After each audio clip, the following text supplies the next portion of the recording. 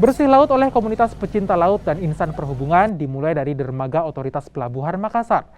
Menggunakan 10 kapal kayu, komunitas pecinta laut ini menyisir perairan Losari, Makassar. Dari aksi bersih laut banyak ditemukan sampah plastik seperti botol, pecahan ember, dan juga plastik mie instan. Kapal khusus pengeruk sampah milik Otoritas Pelabuhan Makassar juga diturunkan. Dari gerakan bersih laut ini, terkumpul sampah sebanyak 2 ton sampah plastik. Komunitas pecinta laut berharap kesadaran warga untuk tidak membuang sampah ke laut.